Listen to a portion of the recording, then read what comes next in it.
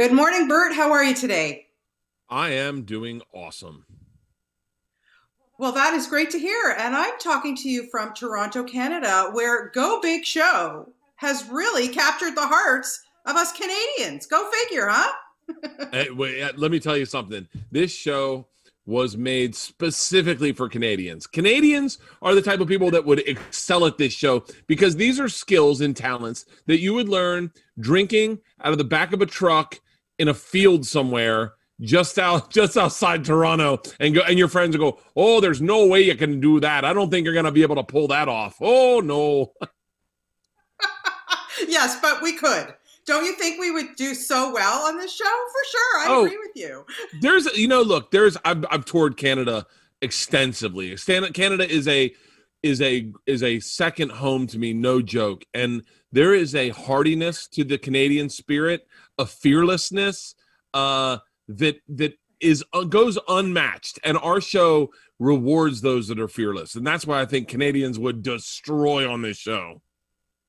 Well, absolutely. Maybe for the next season, what, post-pandemic, you'll bring some of us in because we've got stuff to show you. There's no question about it. But Bert, I want to ask you something because this is so completely out of your wheelhouse, like so different for you to be able to get up there and MC host this fantastic show. How did this all come about for you?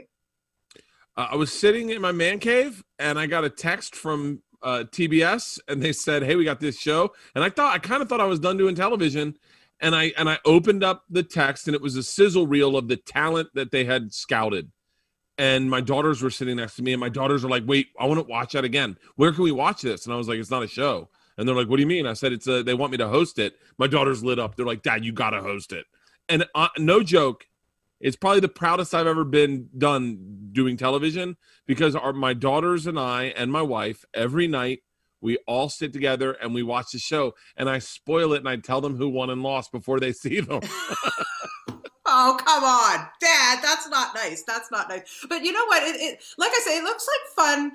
For us watching it, it's crazy stuff. You're right. But I can't even imagine what you were all feeling when you're actually there watching some of this stuff, like holding your breath. I don't know. What is it like, Bert?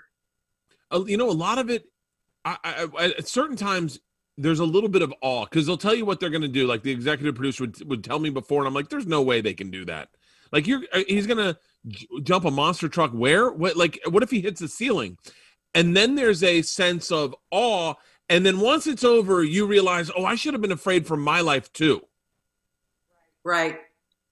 It's crazy stuff. Now, let's just talk about this fantastic judges panel that you have, because everybody in their own right is so great. Cody Rhodes, Rosario Dawson, Jennifer Nettles. But then there's Snoop Dogg.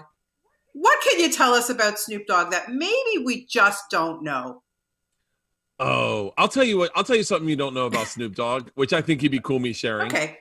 He's not a big drinker. Like, you'd think that his lifestyle would lean towards drinking. He's not a big drinker. We went to do shots one night, and he pulled out the margarita mix and went to pour it. And I go, "What are you doing?" And he goes, "It's good, right?" And I went, No, there's no alcohol in that." And he was like, "For real?" Yeah. And I was like, "You don't drink much, do you?" He goes, "No, I don't." I was like, I was like, "For real?" And he goes, "I don't like being out of control." I was like, "You smoke an ounce of weed every day. What are you talking about?" So yeah. Not a big drinker and extremely athletic, like extremely athletic. Wow. Okay, that is something I never knew about Snoop Dogg. But when you're sitting there with him, even behind the scenes, the stuff that, of course, we don't see, what kind of stories do you get from this guy? Like, he's legendary. And also, I heard that there might have been some kind of a FaceTime with Dave Chappelle going on. Oh yeah. So he one night we get done, we wrap and I'm going to my trailer and Snoop's going to his trailer, and I've wanted to hang out with him, have your moment, have your story. And I haven't gotten it yet. And he stops at his trailer and he's like, "Yo, Bert, you want a shower?" And I'm like, "Huh?" He goes, "Let's shower. Come on." And he goes in his trailer. Now, I don't know if that's like hip hop slang for something or like code for something. I'm like, whatever. It is Snoop Dogg. I'll go over and I'm willing to roll the dice, right? So I go over. I see his bodyguards. I'm like, "I'm going to go shower with Snoop." And they're like, "Oh, yeah, inside." And I'm like, "Oh, I guess it's got to be code or something." So we go in, and he's like, He's like, "Hi, so you want to do this?" And I was like, "Yeah, sure." He's like, "All right." And I go, "You want to go first?" And he was like, "Well, I thought we'd do it at the same time." I go, "Will we fit?" He goes, "Fit." I go, "Yeah, shower." And he goes, "What?" I said, "You said you wanted to shower." And he goes, "No, I said I wanted to take a shot." And I went, "Oh, I thought you wanted to shower." And then he freezes, looks at me, and he goes, "You came over here thinking I wanted to shower with you? And you showed up?" And I was like, "I don't know, Snoop, big fan. Just wanted to have a good story." Absolutely. Well, and you have a good story. Now, Bert, I want to ask you something because you, of course, are so used to being on the road.